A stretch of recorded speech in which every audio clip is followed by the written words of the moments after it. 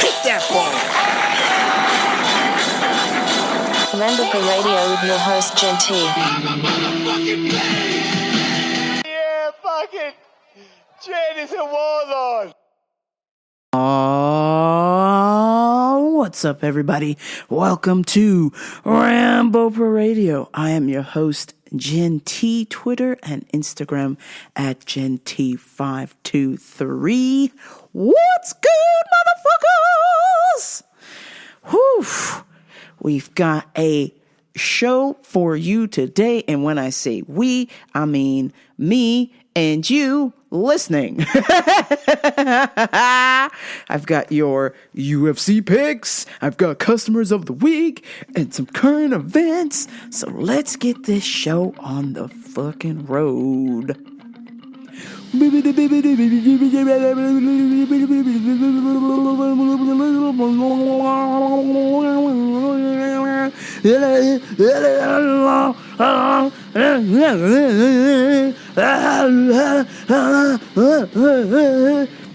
Time to end the suffering. I need a minute to myself. So I break away. You will never get to me. I can't be done unto myself. So I break away. Would you put your balls all in my hand? Balls around your head.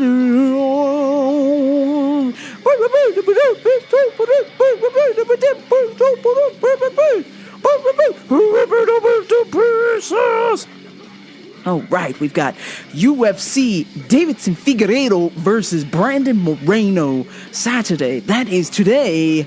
Last week went 6-3 on my picks. You should be a very rich bitch. If you aren't, I'm terribly sorry. Then maybe you should write my picks down this time, as I'm about to give them to you right now. First off, we have Chase Hooper, 9-1, 3 KOs, 4 subs, 2 decisions versus Peter Barrett, 11-4, 7 KOs, 2 subs, 2 decisions. I'm taking Peter Barrett. Now, he didn't do as well as he did because it was against a phenom, Yusuf Zalal. But Peter Barrett is no slouch. He is from Sityodtong Muay Thai, Boston. So this is a legit Muay Thai gym. We are not fucking around. Peter Barrett is looking for blood as he is set to avenge his loss from August. Chase Hooper is okay. I mean, he's 9-1. That's pretty fucking good. So if you want to stay with him to hit 10, then I wouldn't be surprised. But I'm a ride or die Muay Thai fan. So this pick is hella biased, and I'm taking Peter Barrett. Next, Tisha Torres versus Angela Hill fights off. Angela Hill has the Rona. Pobrecita. Best wishes for Angela Hill. Hopefully she will return a speedy recovery.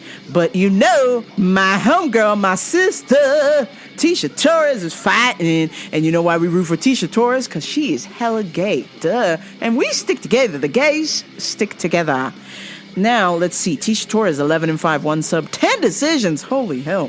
I don't know if I want to stick together. Versus Sam Hayes, 5-1, 1 KO, 3 subs, 1 decision. I'm taking Tisha Torres. Next, Billy Quarantillo, 15-2, 6 KOs, 5 subs, 4 decisions versus Gavin Tucker, 12-1, 4 KOs, 6 subs, 2 decisions. I'm taking Billy Quarantillo. Next, Renato Carajeno versus Rafael Faizev. Renato is 14-3, 7 subs, 7 decisions versus Rafael Faizev, who is from Kyrgyzstan. 8-1, 5 KOs, 1 sub, 2 decisions. Please, for the love of God, we are riding with Rafael. Normally, I don't go against Brazil or ATT, but this is the cousin of Mother Russia. And Kyrgyzstan, Rafael Faizev, please go on ahead and YouTube Rafael Faizev. You will see him do a Matrix-style duck under a kick. Somebody tried to kick him in a Muay Thai fight, and the man bent over like Neo. He is the one. Faizev is the one. So please, if you like money, put it on Faizev for the win. Next, Cub Swanson, 26-11, 11 KOs, 4 subs, 11 decisions versus Daniel Pineda, 27-13, 9 KOs, 18 subs. I'm taking... God, this is so hard because Cub Swanson shops at my work. Damn. My man is on a 3-fight losing streak, so I'm going to have to take Daniel Pineda for the win. Next, JDS, Junior Dos Santos, 21-8, 15 KOs, 1 sub, 5 decisions versus Cyril Gain, 6-0, 2 KOs, 3 subs, 1 decision. I'm taking Cyril. I mean, JDS is also on a 2-fight, 3-fight losing streak. Cyril is the real deal, a beast of a kickboxer. I've been watching him for a long time, and I presume that he will take off JDS's head this evening. Next, Jacare, 26-8, 8 KOs, 14 subs, 4 decisions versus Kevin Holland, 20-5, 10 KOs, 6 subs, 4 decisions. I'm taking Kevin Holland. As much of a stud as Jacare is, I believe this is the end, my friend, the end of an era. And, you know, when you lose so many times, there was one point where people were afraid to get in the ring with Jacare because he was just like an alligator. Once he got a hold of you, it was over. You couldn't escape. He is a decorated Brazilian jiu-jitsu artist, but I feel like Kevin Holland's hands are smoking. They're smoking. Barely smoking. Barely smoking. Keep on up. Keep on joking. Kevin Holland is going to smoke the shit out of this guy. Sorry, Jacare, but you're about to become alligator shoes. One thing black people like, alligator shoes. Damn. Mackenzie Dern. Hola, mami. Mucho gusto. Mackenzie Dern versus Verena Jandiroba. Whoa. Whoa. Mackenzie Dern, 9-1, 6 subs, 3 decisions versus Verena Jandiroba, 16-1, 13 subs, 3 decisions. First of all, Mackenzie Dern. Whoa. We're making it clap. Clap, clap, clap, clap. We don't need hands for that. That. Damn. I mean, can you please Google Mackenzie Dern and you will see that the entire time when she fights in the UFC, she's clapping and it's not her hands. Holy shit. Holy shit. I mean, I just don't know how she manages to find the shortest UFC shorts in the building and it's just clapping away with his cheeks. Hey, fam, how am I supposed to watch you fight if shirking it to you?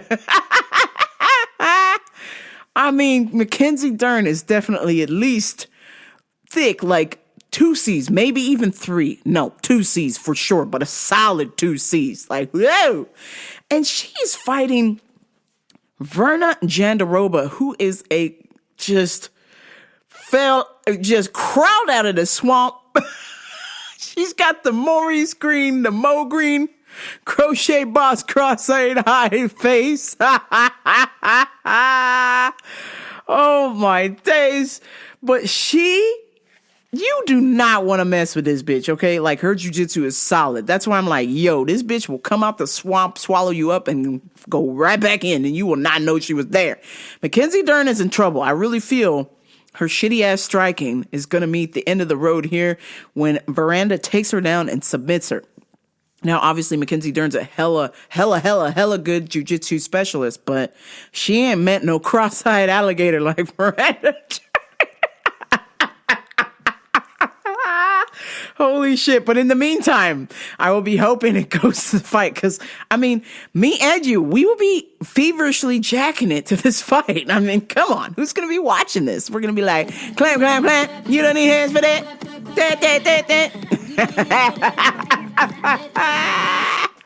Holy shit. I'm taking Verena Jandiroba for the win. Next, Tony Ferguson, 25-4, 12 KOs, 8 subs, 5 decisions versus Charles Oliveira. 29-8, 8 KOs, 19 subs, 2 decisions. I'm going for the upset here. I'm taking Charles Oliveira. I know it's Tony time. He's pretty much indestructible, but I feel as though the beating he took from Justin Gaethje is, once you take a beating like that, it's over. It's over, Johnny. It's over. So I'm taking Charles Oliveira. And then finally for the main event, I'm not even sure why it's happening, but it is. Davidson Figueiredo, 20-1, 9 KOs, 8 subs, 3 decisions versus Brandon Moreno, 18-5, 3 KOs, 10 subs, 5 decisions. It is a long shot for Brandon Moreno, and he will not get this done. The champion, Figgy, can't you see? He's going to get this done, and it is going to be quick and deadly. And where do I send my condolences to Brandon? Holy shit. All right, so we will run down the final picks here, and here they are. Peter Barrett, Tisha Torres, Billy Quarantillo, Rafael Faizev, Daniel Pineda, Cyril Gain, Kevin Holland, Verna Jandaroba, Charles Oliveira, and Davidson Figueiredo. Those are my UFC picks. Bet with me, bet against me. Who cares? Let's watch some fucking fights. It's time for Customers of the Week. This week, I had to help an annoying French dude. Yes, Franck is bonk. Ah oui, hein. Franck is bonk. Holy shit, if you are a veteran listener of Rambo per Radio, then you remember Franck. Ah oui. Franck is a schizophrenic, bipolar, self-diagnosing veterinarian. I'm not sure what the fuck is going on, but every time this dude comes in here, it is just like it's absolute scenes. It's just a mess. I'm just like, oh fuck, man. So I'm standing there minding my own business. I turn around and then I seen him and he's like, hello, may I have your help, please? I was like, oh no. Hey Franck, how you doing? Oui, yes, I'd like to know. I want to take something for my fat. I want to get rid of my fat, my fatty liver. It is very fatty, and I want to take some pills. So, what do you have for the fatty liver? I was like, well, unfortunately, if you have a fatty liver, they recommend that you stop drinking alcohol. What do you mean? That is a piece of shit. I'm like, whoa, hey, Franck. Wait a minute, hey, settle down. I thought you got to be nice if you're working for the father of the bride. Jesus Christ. That is such a shit. I have a fatty liver, but I want to drink. So what pill can you give me to make it go away? Well, you can try these pills here. But there's no guarantee because they're vitamins. They're just meant for people with sometime limited diseases or temporary things. Like yours is like a long-term thing. It takes a while to get a fatty liver. So, you know, you might want to consult the doctor. Oh, the doctors, they are shit. They do not know. I do not like the doctor. You please, you must have some fucking pills here. I was like, hey, is there some reason why you're cussing at me, bruh? I'm so sorry. I'm cussing at myself because this is bullshit. You know, I'm going to take this pill, but it is no guarantee. There's no guarantee. Can you guarantee it will remove the fat from my liver? I'm like, no, Franck, I can't do that. Here's the pill. I gotta go. And he's like, oh, this motherfucker. And I was like, what? All right, man. Okay. So I was just like standing there, just like, okay, all right. He's like, I am so sorry. You know, I am not cussing at you. I am cussing at the situation. I'm like, well, the situation is your own doing, Franck. Like, just stop drinking for a couple of months and give your liver time to process the fat. Like, duh. do you have something on your budget? Because I do not want to spend a whole lot of money for something that will not work. I was like, okay, Ratatouille, well, here's this thing right here. It's $10. What do you mean, $10? I was like, this is $10. It's cheap. You don't want to buy anything else. This is cheap. This is outrageous. This is the smallest bottle I've ever seen. I will be back here tomorrow if I buy this. And I was like, okay, well, I mean, you're the one who doesn't want to spend a whole lot of money, so this is the cheapest thing we got. So, I see. This is absolute such bullshit. Incredible bullshit. Ah oui. I'm like, I don't know what you want me to do about it, Ratatouille, but, you can pick whichever one you want. The sky's the limit, but if you're on a budget, then here's the budget product. Don't expect budget results. He's just like, so you mean to tell me that this is the cheapest thing you have, and it may or may not work? I'm like, yup, that's right, Frank. Well, motherfucker, I cannot believe this. That's absolutely incredible. I'm like, okay, well, anything else? I gotta go. He's like, wait, before you go, I must ask you, what is wrong with you? And I was like, excuse me? And he's like, you seem distant. And I'm like, yeah, I'm trying to process everything that you're saying. So I'm a little quiet right now because you're cussing at me. But you keep saying that you're cussing at the situation, not me. But it is a little jarring that you're cussing in our conversation because, not that I'm uncomfortable with cussing, but I don't know you like that, Oh, I understand, but surely you know me. I've been coming here a long time. You know me. I am a veterinarian who does not like doctors. I'm like, okay, all right, that's cool, bro, whatever. I have a little bipolar disorder, so sometimes I say things that I do not mean. I'm like, okay, that's cool, bro. Okay. So anything else, just let us know. I'm going to go over here and help somebody else. But I am not finished. I have more questions. And I was like, okay, well, fucking hurry up, Pierre Gascargo. I got a fucking line here. People want help. And there's like a line of people next to me who want my help. And Frank keeps asking question after question. I was like, hurry up, bruh. What do you need? Do you have the a product that is biochemically sound or guaranteed to remove the fat? And I was like, whoa, did we just go back to square one, bro? I just told you. Nothing in this building is guaranteed, fam. Like, everybody responds to things differently. So you can try it with the hopes of it working. If it does not work, I would tell you, even before trying something, that you go see a doctor and get everything all checked out and see what they recommend first. Stop trying to self-diagnose yourself. That's all this guy does is just self-diagnose. He's got a whole journal with all these vitamins he's taking. I am taking so many vitamins and nothing is working. I have still fatty liver. I was like, okay, well, it comes down to your diet. You're drinking too much. Stop drinking. So he's like, I will decide. I would think. I don't mean to take up too much of your time. Clearly, you are busy. I was like, okay, well, if you have a question, I'll be happy to help you. But yes, I'm motherfucking busy. So I left him and I was like, thank Christ. I had a fucking line of people like, what is going on with you and Pierre Escargot? We're trying to get a question in. Oh, shit. And then he came up to me after I was done helping people and was like, excuse me, can you tell me if the CBD that you sell has the THC? I must have the THC in it. I was like, nah, bro, you gotta go to a smoke shop. Hey, what?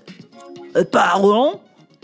A smoke shop, bro. You gotta go to a fucking smoke shop. This is like a health food store, so we don't sell stuff that has a whole lot of THC in it. It's like, like 0.003 or something like that. And he's like, no. I have the bottle here. It is 0.03. Okay. This is fucking bullshit. And I was like, okay, here we go. Well, have a good night, Ratatouille. I'm out of here. See you later, Frank. I had to get the fuck out of there. And then turns out, he wanted to ask another coworker about it, and so he started asking another coworker and started cussing with him, and this upset my coworker, and then a huge fight broke out, and that was a whole big deal.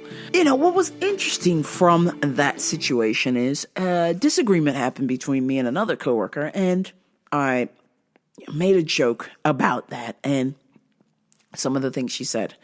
Just to razz her a little bit, no big deal, nothing serious. It was over. It was like the day after or 2 days after it was over, right? She claps back at me like, serious, like, oh, don't tell me to do this. And was just like, the fuck, bitch? Honestly, it was a joke. It was a joke about a situation that got crazy, and now we're just all having a laugh about it. That's it. Okay, it's a fucking joke. Okay, so I was just like, oh, damn. Didn't mean it for you to take the joke in a bad way, but whatever headspace she was in or frame or whatever was externally going on in that moment, she reacted to me in a flash. And then I said, hey, I'm sorry. I said I'm sorry about the joke. I didn't mean to offend you. Okay. Then, after, claps back again and was like, I think you meant it, but apology accepted. And it was just like, of course I meant it. I meant it as a joke. And I'm apologizing that you took offense to that joke because you didn't find it funny. So now we're in a space where I was just like, I didn't even respond. I was just like, okay, because now if I respond to this, we're in this fucking, I don't want to be a patron at the Black Cloud Diner. So I will remove myself from this conversation. So I felt the urge to respond because of what she said. And then she was just like, I saw your face like you are going to tell me something. And I was just like, I did tell you something. But in a roundabout way, I was just like, I'm trying to tell you something to protect you. So she then came back to question my character as if I am cowardly. And this is all from a fucking joke. And I was just like, okay, I'm not even going to respond. I just hit the heart and just left the conversation because at the end of the day, it was just like, I sensed that there was no amount of explaining or convincing in that conversation that could let my friend know, like, it was a joke. I'm sorry that you were offended by it.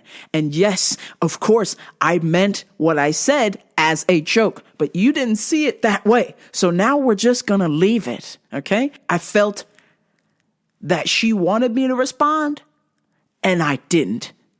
And then we kind of just left it at there. Right. But then when I saw my friend later, after we kind of couple days had passed or whatever, I saw my friend later after that exchange, and I was just like, I was behind a door, and I opened the door, and she was there. And I opened the door, and I said, oh, hey, come on in. And just fucking mugged me off. Didn't say a word, thank you, no hello, nothing. Just fucking mugged me. And I was just like, man, really? Over a joke? You're going to be muggy about a fucking joke. I'm just like, all right, cool. Then this is how it is now. I can't joke with you. Got it. Crystal clear. The last thing we need is to be combative. What we do need is to come together, put our differences aside and come together and work together and get each other through. When I got that response back to the joke, and then the response back after I apologized, I was just like, oh, wait a minute. You want me to be combative. And I'm not going to do that because to me, it's not worth it. We just need to move the fuck on. I need to realize that I can't joke with you about certain things. Maybe she needs to understand that instead of being combative, it's your friend whose intent was to be funny, no harm. And if it wasn't funny, okay, I did say I'm sorry. But now the extra bit after the apology is not necessary. And then to be fucking absolutely muggy in person, it was like I wasn't there. If I wouldn't have been at that door, the door would have smacked her in the face. So I held that door open and I got no response. No hello, no thank you, nothing. Don't understand how people can do that to people, like over a joke.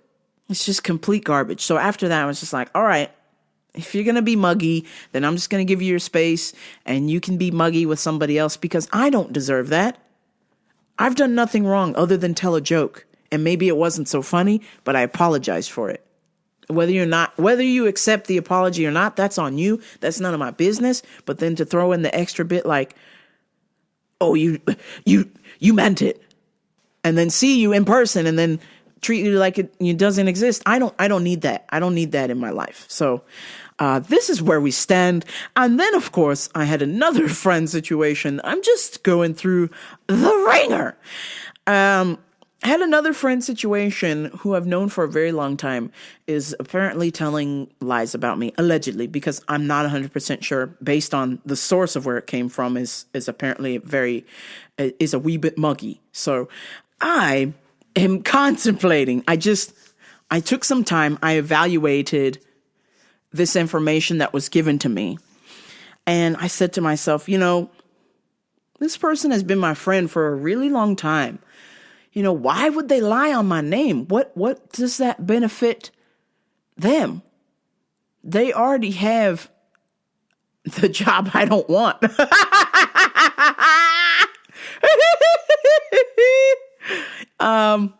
They already have the life I don't want.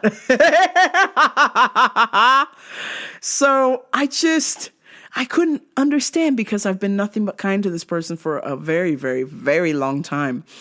And to hear that this individual was like lying on my name or based on my work, it was very upsetting to me.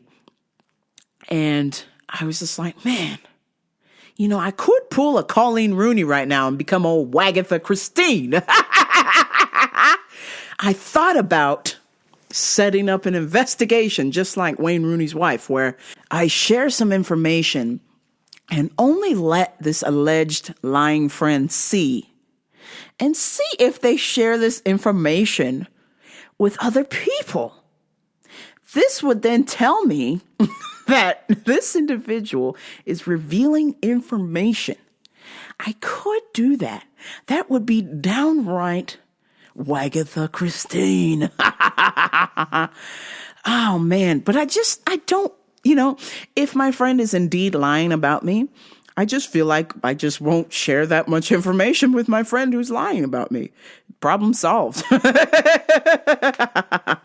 I just don't understand. If it is indeed true, why? Why would you do that? What do you gain? I've been nothing but nice. I've gone through trials and tribulations with this friend. And to allegedly hear that they might be lying, it was devastating to me for a bit. I found out about it 2 weeks ago. So it took me 2 weeks to talk about it on here. So I was like, man, God, you lying ass hoe. But before I go accusing my friend of being a lying ass hoe, I also then had to evaluate where this information came from.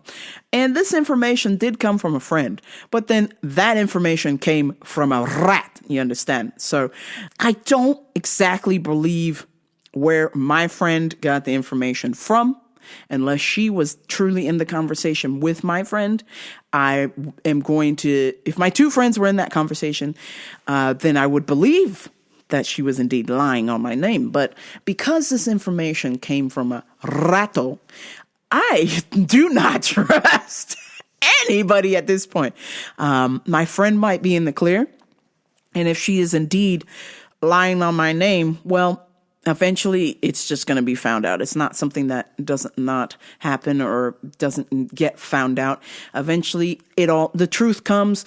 Karma has the best return policy. And what people fail to understand about me is, I had to tell another friend this week how much of a monster I am, and a reformed monster, mind you. And I had to explain to her that I've had a bit of a violent past. And she was in disbelief at first, but then it started to make sense for her. But what a lot of people fail to understand is they're like, oh, you're so nice. You're so nice. You're so nice. And it's like, yes, I am so nice because I know just how bad things can get. Okay. I know what's in my DNA, and my mom is not that she's a nasty person, but she is a boss ass bitch, as they like to call. And being a business lady and being a boss ass bitch at your work for 40 plus years, I feel as though some of that boss ass bitch mentality has traveled over into my DNA. So I have to be very careful when I react to things, or I take a stand about things, because, I just want to make sure, because once I react to something in a way that is truly combative or volatile, you will know. Oh, you're so nice. You would never do that. And it's like, what are you talking about? I know my insides. I know what's in my DNA, and I am the type of person who might not be loud about it, but I am plotting your demise. Now, of course, I love you. I love you listening to this. I am not plotting your demise, but I feel as though people who choose to bring malicious intent, whether it is in a spiritual way, spiritual disturbance, or physical disturbance, I feel as though if you decide to bring harm upon me, well, then I will have no choice but to eliminate, exterminate. I'm just that kind of individual. I'm not loud about having a fight with you or whoop-de fucking woo. I'm this loud mouth individual. You're not going to know when I'm here, but you will know when I'm done. That is how I operate. So it's like, please don't bring harm. Please don't. I don't like it. I try to be at peace, be nice, be kind, be grateful, because those are the things that bring me joy. I don't like that sometimes I get joy out of taking someone down, especially when they deserve it.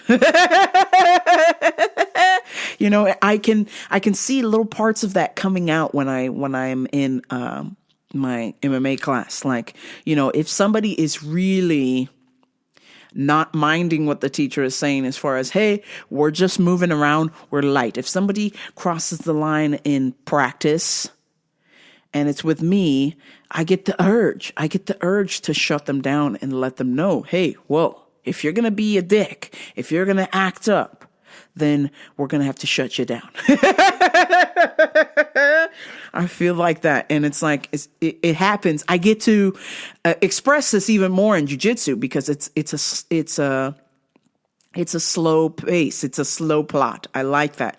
I get to slowly choke the shit out of you. And that brings me joy. So when people tell me, they're like, oh, you would never do that. Or, oh, you're so nice. Or, oh, you're just a doormat. Or, oh, whoop-de-fucking-whoop. I'm like, oh, bitch, you do not even know the half. You do not know the fury of 1,000 suns until it is upon you.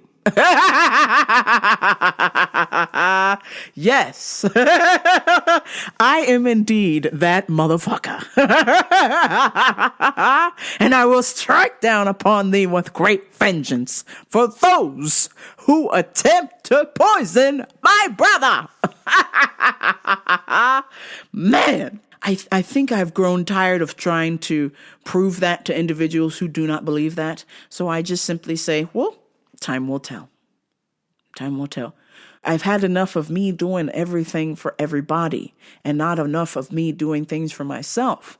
I learned this week with the 10-day project that is in my personality, that I will sacrifice myself for somebody else. And a lot of times that somebody else is somebody who would not appreciate it. So that is coming to a close. I am slowly realizing that is my crutch. And people who know this will exploit that to their advantage. And I am simply saying, no more. The rent is due. Just be honest, okay? Don't lie. If you're one of those friends who likes to lie, then we probably shouldn't be friends because I'm a true sayer and lie slayer. And if you are indeed lying on my name, I'm going to find out and I'm going to slay you. People indeed show you who they are. You just have to be open to see it. And also a great quote from Dr. Venus Nicolo, which is, don't torture yourself over failure. Don't get comfortable in success. Everything and everyone is subject to change. So you know how you have friends and then whoop, they just ain't your friends anymore. There we go. Everything and everyone is subject to change. At the end of the year, I like to just really go in hard and think about some of the events. I've got pictures of things. I've got screenshots. I like to journal. I like to just really self-evaluate, take a look back on 2021, some of the things that happened and some of the things that I will not be repeating in 2021. It's a good thing to write things down because that actually helps your brain remember. So I'm going to be journaling all of these lovely thoughts and feelings and emotions. And of course, this is my digital journal, as my pops. This is my digital journal to you that you can listen to. You just have to make friends with change. And that's what I posted on Instagram this week. I posted a picture of friends making friends with change, because that is the only constant, is change. Whew, man, I am just trying to get it together because I've been distracted by Fios. Fios has come and ring my doorbell about some bullshit. Oh, man, stay out of my office. I want to fucking hell. Fuck off, you little twat. I do not like it when people ring my doorbell while I'm recording the podcast. It's very upsetting to me, and I can't remember the things that I'm saying. So please, for the love of God, piss off. Oh, man, stay out of my office. I want to fucking hell. Fuck off, you little twat. Some current events. This week, Twista, the rapper who we all know and love, body shames Gabourey Sidibe. You know, Gabby has been in the news because she recently got married, and God bless her for that. She found love. And Twista posts this horrendous post on IG with a picture of Gabourey Sidibe, precious. And it's a picture of Gabby, and under her picture is option A, 401k, own house, own car, makes $30 an hour, no kids, versus option B, and it was some skinny model who had no job, sleeping couch to couch, no car, has 12K followers on Instagram, 3 kids and 3 baby daddies. Who would you choose?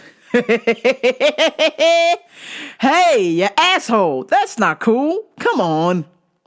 Why would you do that? That's just ridiculous. What do you get out of posting that? That's just outrageous. Yes, we know Gabourey Sidibe is an obese lady. But what is your point? Are you trying to prove that a lot of people are going to pick option B? Some hot-ass chick with no goals or job or anything to bring to the relationship versus a heavy-set woman who is financially stable and is loving and is secure with herself.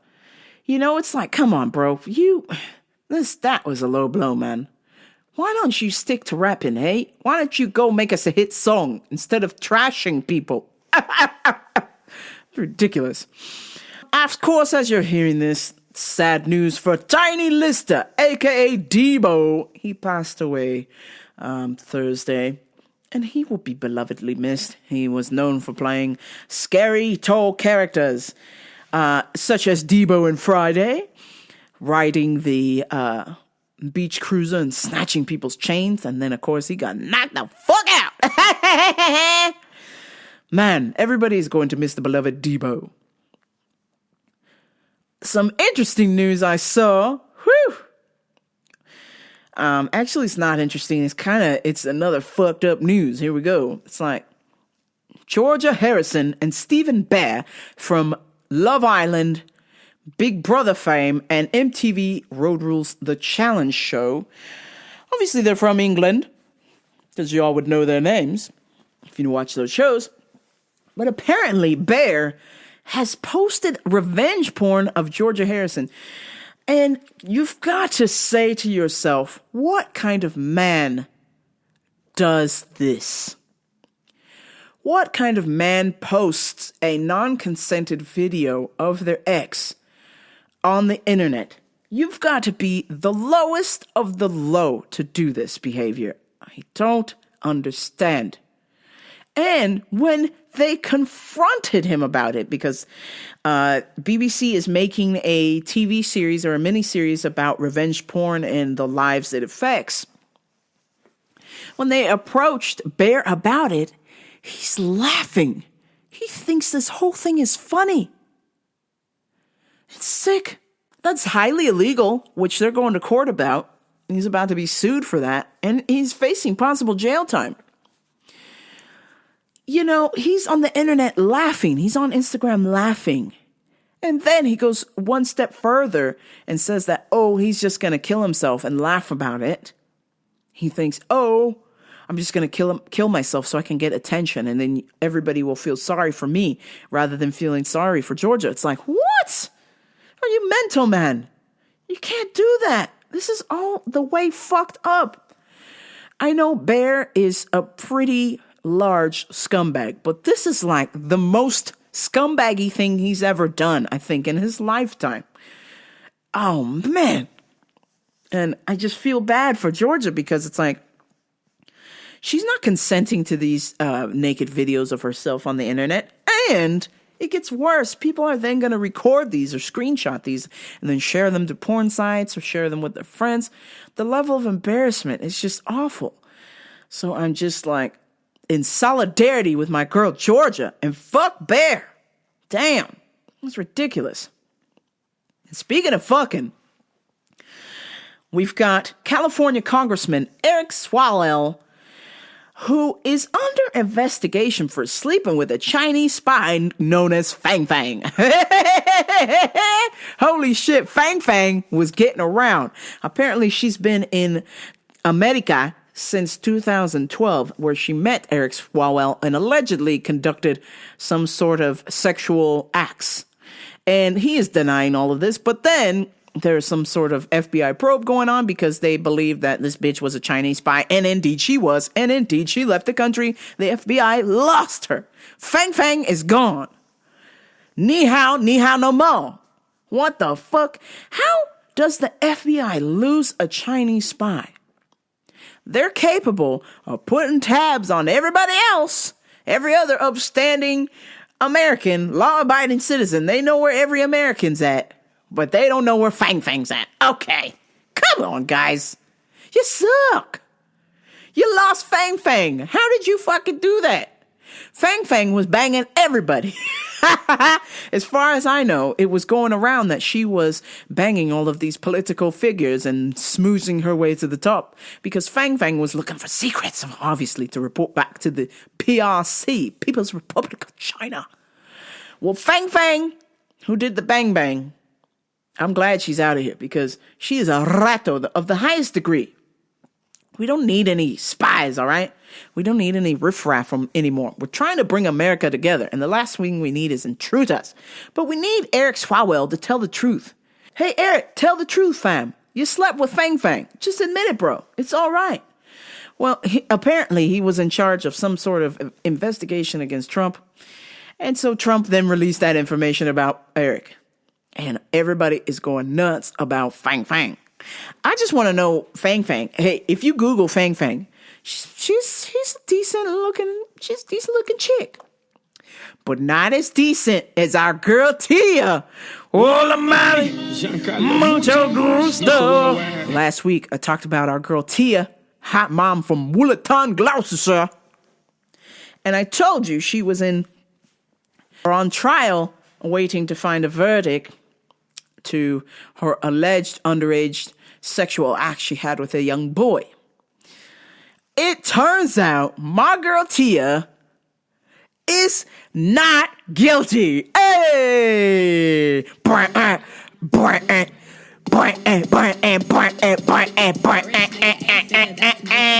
That's my type. That's my type.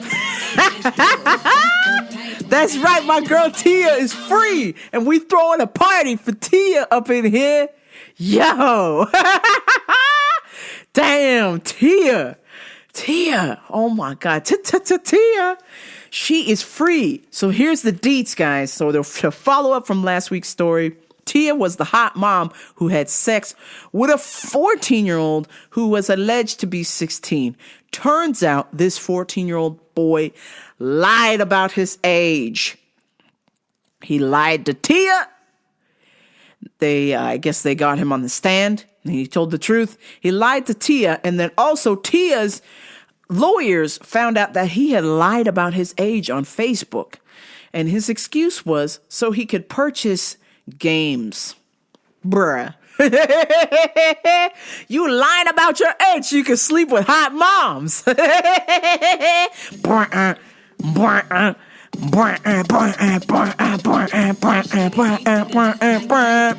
my type. That's my type. Holy shit. Tia is free. And you know what the first thing Tia said? They interviewed her. Tia said that she's going to start her own OnlyFans. Hola, mami. Mucho gusto. Wow. Holy shit. Tia said she's going to start her own OnlyFans because she said, my name is trash anyway. Might as well start an OnlyFans and get paid. That's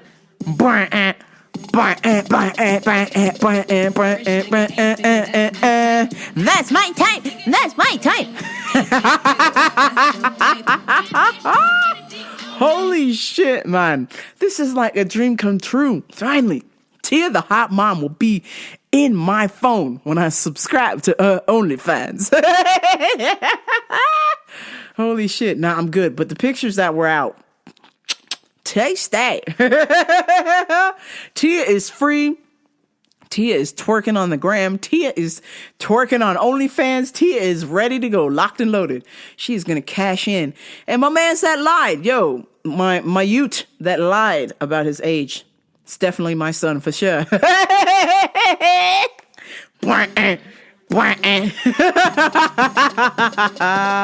Damn. Holy shit. This just in. Breaking news. That's right. Rambo Radio has charted in Saudi Arabia. We're number 196 on the charts in Saudi Arabia. Holy shit. Ya Habibi. Yekshamash. Holy shit. I can't believe it. We made it, fam. Thanks to your hard work. And I think me playing all of these Middle Eastern songs has had something to do with it. Like a Ya Habibi or a Hantanes Beak. Holy shit. Or maybe it was when I was talking about all them transgender folk in Saudi Arabia. They was tuning in, y'all. Well, man, I am excited. What is that? Some other Arabic words I know? Oh, yeah. Dudul Tala. That means golden penis.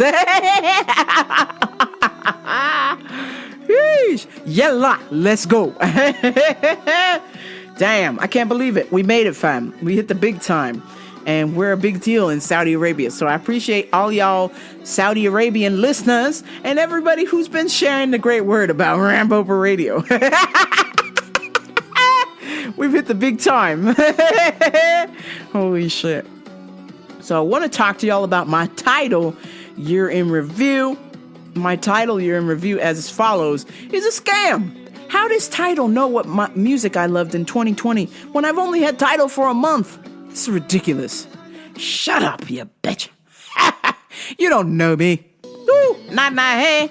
Don't look like you know me, nah, hey.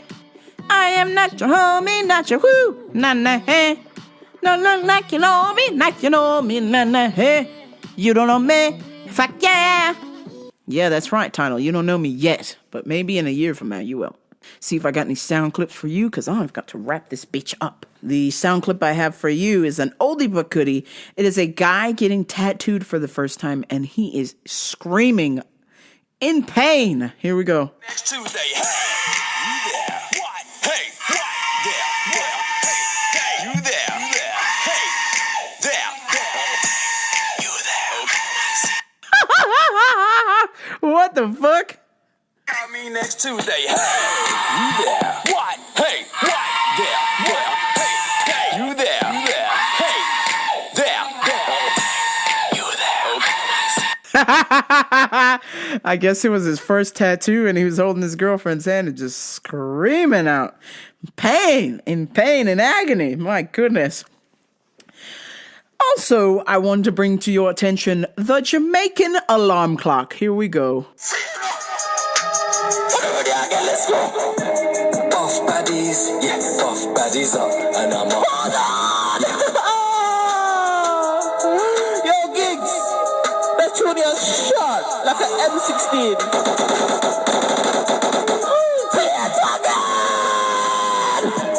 Buff baddies, yeah, buff baddies. Cut rally. Jamaican alarm clock. This guy is crazy, man. Let's see it up. Let's go. Buff baddies, I'm up. Hold on! Yo, Gigs, that tune is shot like an M16.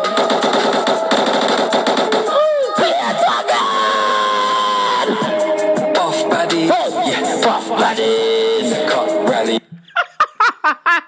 Buff bodies. Jamaican alarm clock. Holy shit. That's just a guy literally Jamaican guy walking around London with a giant portable speaker playing music and shouting out. It's like the middle. It looks like it's super early in the morning because it's still dark. And he's like just shouting out and playing machine gun sounds. Holy shit, man. It's just absolutely crazy. So some thoughts and takeaways before I end this show, because I've got to go. Dun-dun-dun-dun, dun-dun-dun-dun. I've got to go. 45 things to be grateful for. I don't know if I've got 45, but I've got some things to be grateful for. So some thoughts and takeaways this week. Things to be grateful for.